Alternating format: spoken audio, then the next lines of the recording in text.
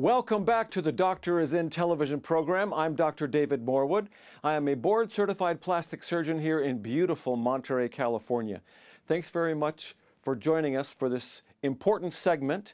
I'd like to talk about one of my favorite issues in my practice in all of plastic surgery, and that's preparing for your consult to discuss the natural neck lift. Many of you have heard about the natural neck lift, and we're delighted that many of you have called and scheduled consultations, and many of you are sitting with me and my wonderful staff to discuss the natural neck lift.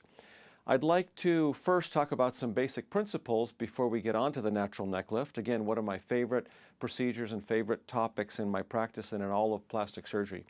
First of all, when you come in for a consultation to my office, I'd like you to be able to describe what it is that you want to change. We will look at your photographs together, or we will look in a mirror together. I like to look at photographs from you from prior years if you have any. Whatever you have, high school graduation, college photo, even driver's license. And we can take photographs, high quality photographs here in the office as well. And we have a very powerful tool, a very powerful communication tool. It's called the Vectra.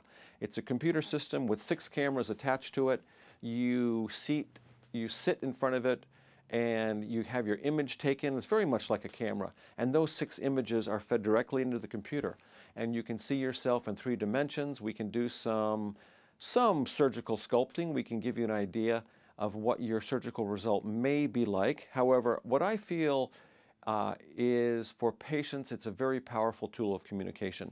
You can point out things to me and see yourself from different angles, from the side, from underneath, etc. It's a very, very important, very helpful, powerful tool of communication. And of course, we like to sit together in the mirror, and I like for you to describe to me what it is that you want to change. I don't always find it very helpful when a patient schedules or on the telephone or even in consultation tells me the operation that they want to sign up for or the operation that they think they need. I think it's always more helpful for them to describe what they want to change, point out to me what they feel should be rejuvenated or tightened or firmed, etc. That way we can sort of start on the same page, so to speak, and go from there. Again, to review, we've spoken about the triangle of beauty. There's 3 parts to the triangle, and the triangle sits on a foundation. The first part is the skin. That's the texture of the skin, the very superficial part of the skin. We've spoken about the epidermis is on top of the dermis, and the dermis is on top of the subcutaneous fat, and then there's the fascia, and then there's the muscle, and then there's the periosteum and the bone. We can go through that anatomy step by step. But we start by examining and talking about the first part of the triangle. That's the skin, that's the texture. Fine lines, pigmentation changes, dyspigmentation, etc. What's the skin like? Number 2, we need to talk about and examine the volume changes. As we mature, you've heard me say this before, as we mature, we tend to lose fat in our hands and in our face, and we put that fat on in our trunk.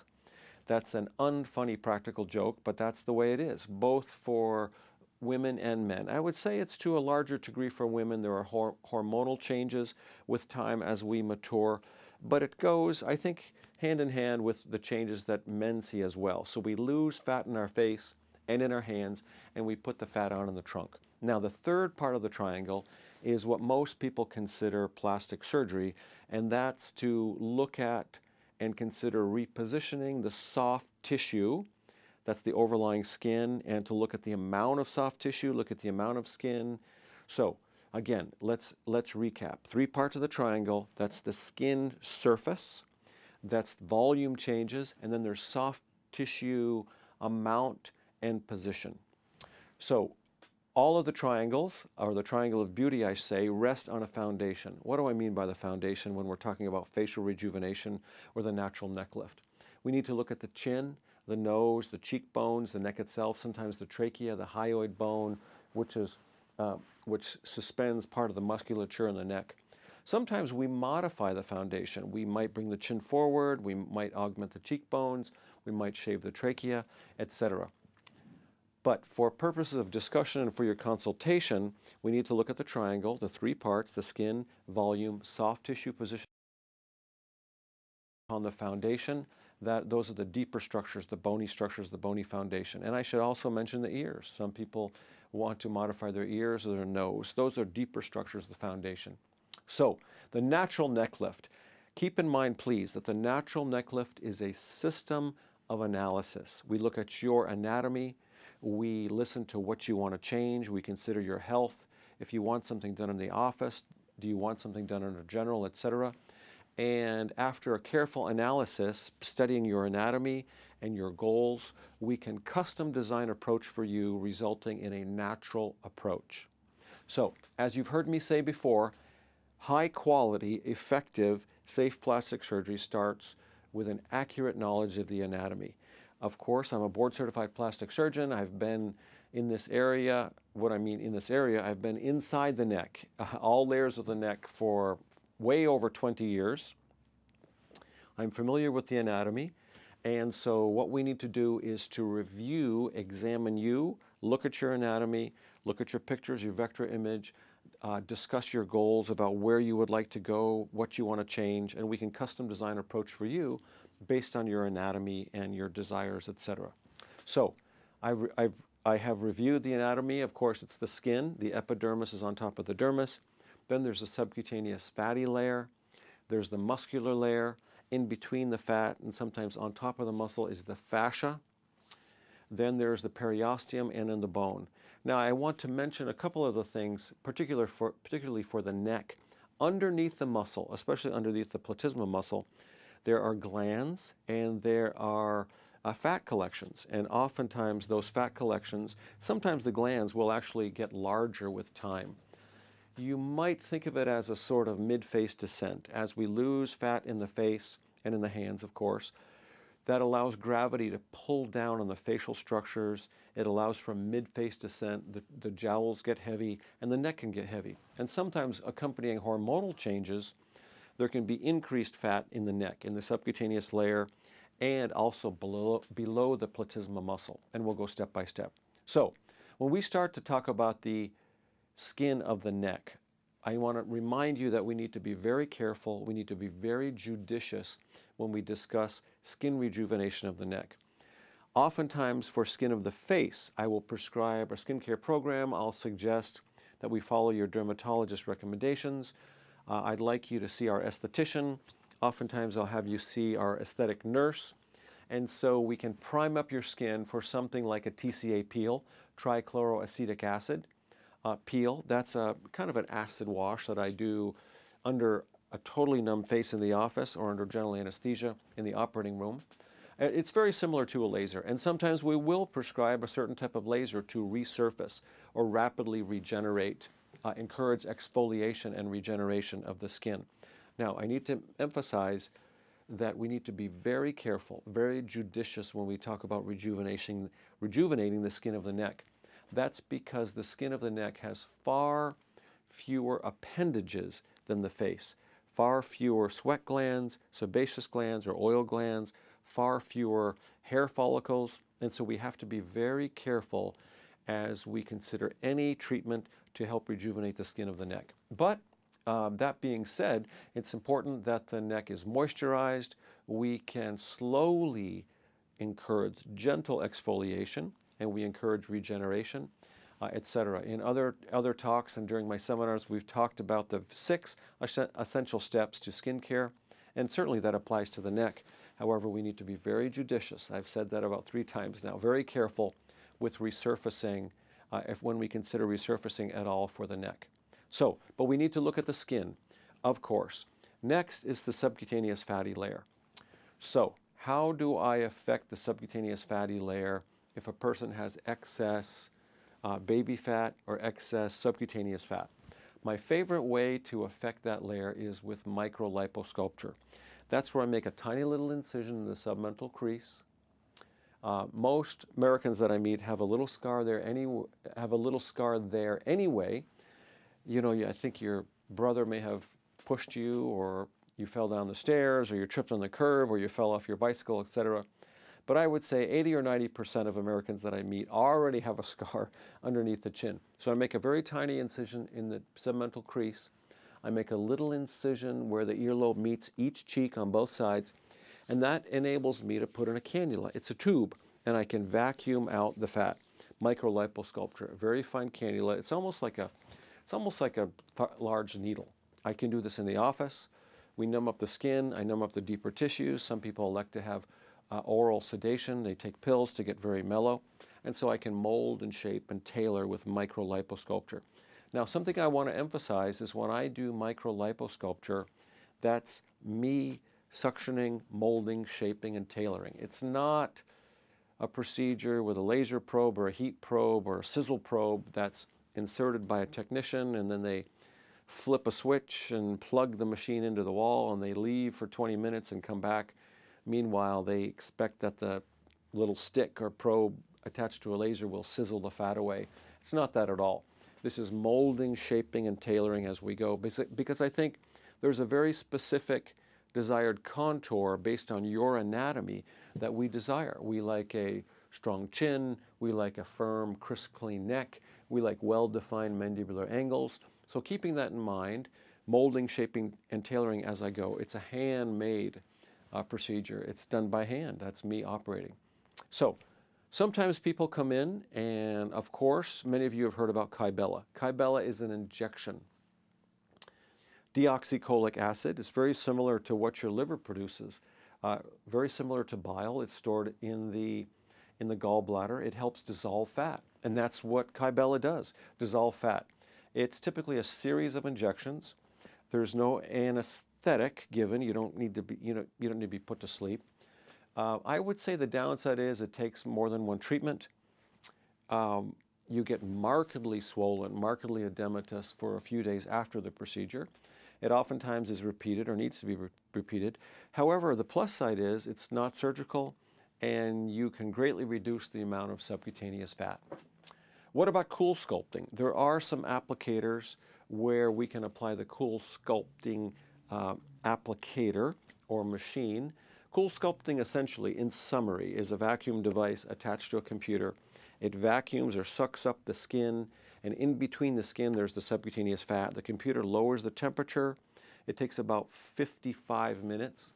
And over the course of the next, say, 4 months, between 18% and 24% of the subcutaneous fatty layer will be absorbed by the body. Now, again, that can be effective. There's no anesthesia. There's no downtime. But again, microliposculpture is a tailoring, sculpting, molding process. Cool sculpting is the application of a machine. And so really, you need to consider all your options carefully, and we're happy in our med spa to offer you different options. So I talked about the skin.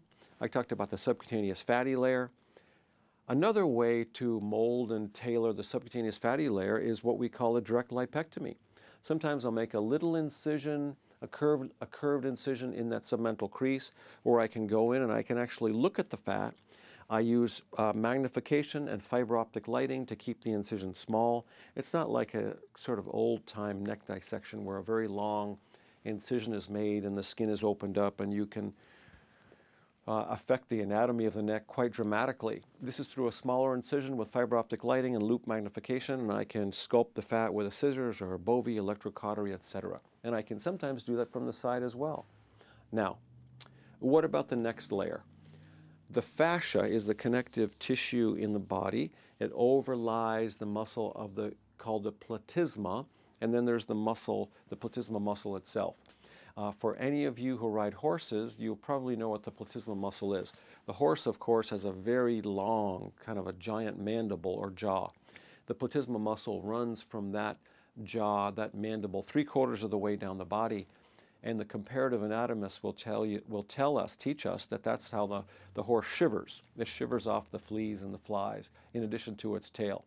In our species, in mankind, the platysma muscle runs from the jaw or the lower face down to the clavicles, and it can go beyond the clavicles, but it stops there. It's what we call vestigial in our species. It's vestigial. It's like the appendix. It's lost its function. It has no other function other than to give plastic surgeons work. And of course, I'm delighted that it gives plastic surgeons work, because when the platysma muscle gets lax, it can cause cords. It can cause what people sometimes call the turkey neck. Sometimes people come up and they grab that tissue and they say, "Doc, I want a waddlectomy." I hear these stories about their grandkids jumping up onto their lap, and the kids grab that tissue and say, "Grandma, Grandpa, what is this?" And looks like a turkey gobbler. Kids say the darndest things. They don't intend to be mean, but they can sometimes bring attention to something undesirable. In any case, when the platysma muscle is lax or loose, it needs to be addressed. That's called a platysmoplasty, where I firm up, tighten, recontour the platysma muscle. Sometimes I take out a little bit, but most often it's by tightening, firming, repositioning, as I do for the structures of the face, or the SMAS layer, the SMAS layer, which for those of you who like to read about things on Google, the platysma muscle is contiguous or extends onto and goes on with the SMAS layer. That's the superficial muscular aponeurotic system in the face. That's like a fascial layer that we can sometimes reposition, tighten, use to rejuvenate the face and give a more youthful, natural appearance as opposed to really pulling hard on the skin. So a platysmoplasty can be done through a short incision, curvilinear incision in the submental crease as well. I can tighten up that medial part or midline part, and then I oftentimes come from the side, from behind the ears, or sometimes under the earlobes, etc., to gain access to the platysma muscle from the side. So I can redrape that, tighten it, firm it up, smooth it out, and that can be very effective to correct those platysmal bands, to do a platysmoplasty. Now, I would like to emphasize that it's very difficult to get a platysmoplasty to last forever. That muscle is dynamic. It's going to contract. For that reason, sometimes I'll use Botox, and I'll return to that. But oftentimes, it's the first part of the neck rejuvenation to sort of become lax again. Please keep in mind, any kind of plastic surgery is not a reversal of gravity. We don't suspend the laws of gravity because time marches on. But what we aim to do is smooth out the platysma so we have a crisper, cleaner, smoother, tighter neck and jaw and chin line. I think that's desirable in an attractive face. It serves as the foundation for an attractive face, a beautiful face, in both women and men. So I think that platysma can be very, very helpful. Now, I want to back up for a moment and talk about Botox for minor platysmal bands. Now, what about the platysmal bands, those cords in the midline or on the sides of the neck that aren't too bad? A person maybe is not yet ready for surgery, but they do want some improvement. Botox can be very helpful. Keep in mind that Botox is a muscle relaxant.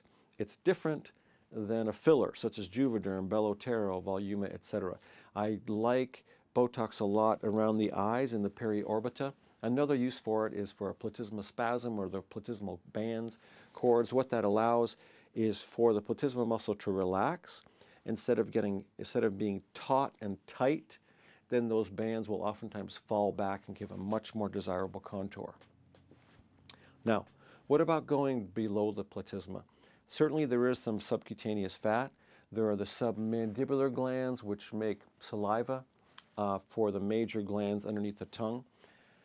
I'm comfortable addressing that fatty layer underneath the platysma, especially in the midline. What I mean by the midline is between the Adam's apple and the chin. I'm very comfortable with that. I'm cautious but comfortable sculpting the fat, removing some fat, tailoring the fat as we go to the side. I'm very conservative and very judicious with addressing the submandibular glands, those glands that make saliva underneath the tongue.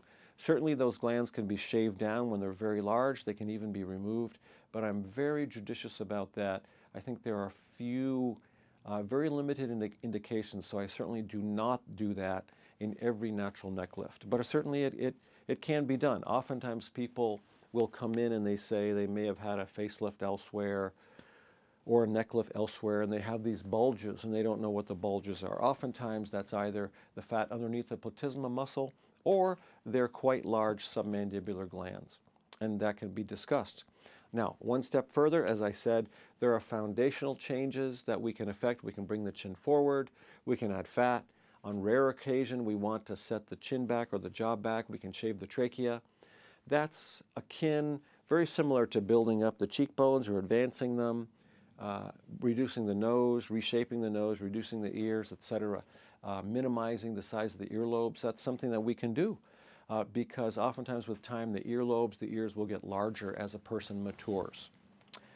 Now, in terms of the natural neck lift, let me back up a little bit. I did talk about the surface of the skin. Well, what about when there's actual extra skin or when the skin has lost its resilience? Oftentimes what I find is repositioning the skin to a higher position, to a higher level, as opposed to just removing. I think that will oftentimes be very effective. Again, with time, you've heard me say this, as we mature, we tend to lose fat in the face and in the hands, and we put that fat on in the trunk.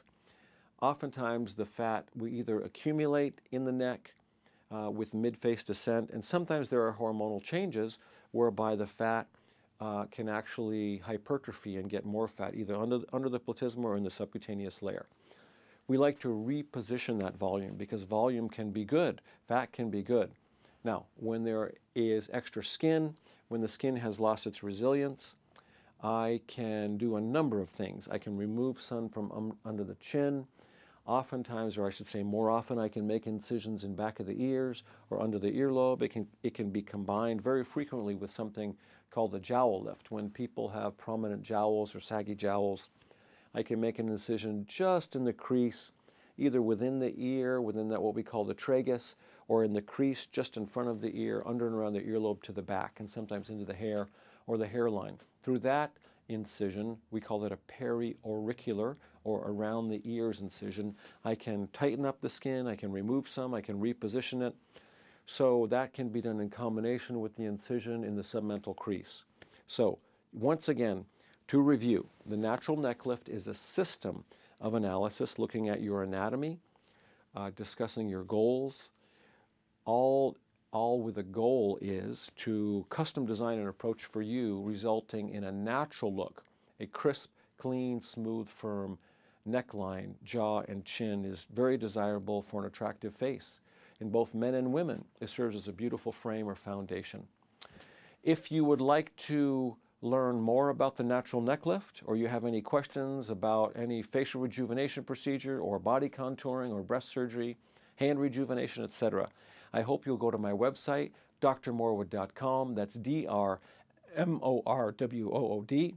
Excuse me. That's my website, drmorwood.com, or call 831-646-8661. Once again, I'm Dr. David Morwood. I am a board-certified plastic surgeon here in beautiful Monterey, California. This is the Doctor is in Television program. We're going to take a very brief pause for a very good cause. It's scary making the decision to have reconstructive surgery, but it's so worth what you get out of it. I'm stress-free. I know I'm not going to get breast cancer. Everything is back to normal, and it really did not take long to bounce back. I have a sense of hope for other women that this surgery can help them to live normal lives. This year, more than 200,000 women in this country will be diagnosed with breast cancer. For many of them, a mastectomy or removal of the affected breast will be recommended as part of the cancer treatment. The idea of losing a breast for some women can be almost as difficult as being diagnosed with breast cancer. Modern breast reconstruction can help. The purpose of this presentation is to provide women with valuable information about the major issues in breast reconstruction. We'll have an opportunity to speak with women who chose different methods of reconstruction. We'll talk to experts in the field of breast cancer, and we'll let you know your options for breast reconstruction. I embraced the mastectomy and reconstruction procedure, and because of that, I had a terrific outcome, and it's changed my life in a positive way. For the thousands of women who will be diagnosed with breast cancer this year, we understand this is most likely a troubling and frustrating time. We hope this presentation's been valuable to you and will help you make some very difficult decisions that you're facing.